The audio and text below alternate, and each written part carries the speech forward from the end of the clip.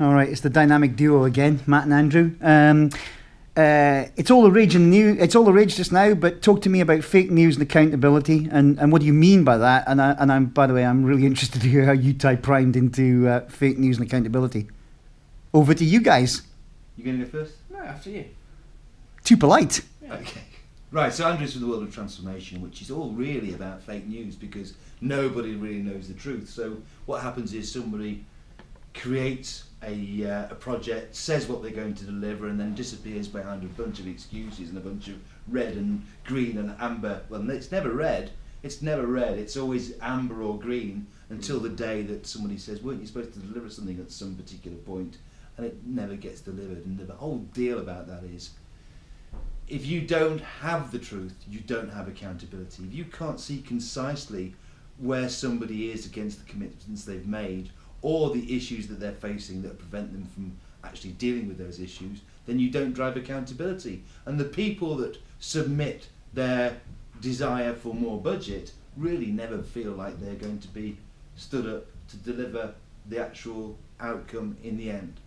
And that has created a culture of zero accountability, and that's why 70% they say of transformation projects do not fail. And actually, I'm surprised they've got the number 70%. That's probably another piece of fake news, quite frankly, because nobody really knows, because nobody really remembers what they were designed for in the first place.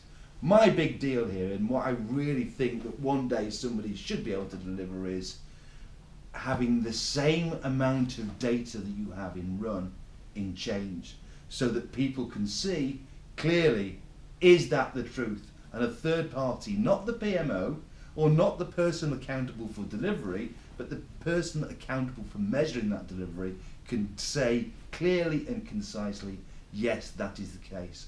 At that point, people, when they submit something for approval, know that they're going to be stood up to deliver it and know the consequences of failure.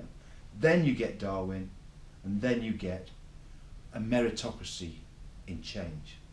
Right, Matt, you better take a breather. Well, no, it's right, and I think moreover, not just at the start of a project or a change, but throughout the delivery life cycle, and that's really key. Too many times have I seen a PowerPoint being presented that has commentary on it which masks really what is going on and really doesn't really provide the business the value. You've got to have very clear evidential data points, and very easily to extract data points from a project, so you can move that information through the hierarchy, through the governance structure, so they can see how are we getting on, what are our issues, what are our blockers, what is this tracking, are we still on track?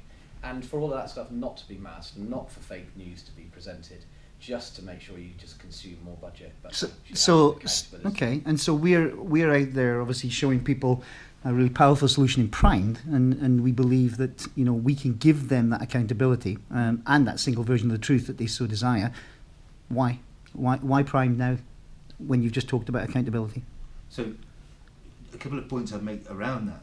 When we talk about accountability, if you care about your business, if you care about the amount of money you're spending, if you care about your strategic trajectory, then you need accountability, because people that are saying they're going to deliver for you need to know that they're going to be stood up to deliver it. That doesn't mean to say that everybody in an organisation wants it, because not everybody wants transparency, because not everybody wants to be held accountable. Only the good PMOs really want to be held accountable. There's a lot of contractors out there that probably quite enjoy that mystery. Fair enough, Andrew. Yeah, second that. I think a lot of the challenges come, well, how are we going to get all of this data together?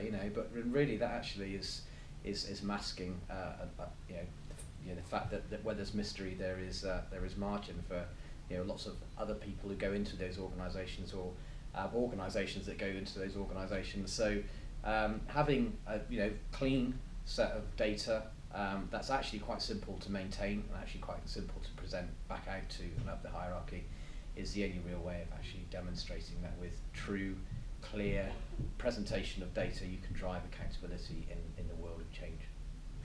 Cool. And there were no coffee cups in the way this time?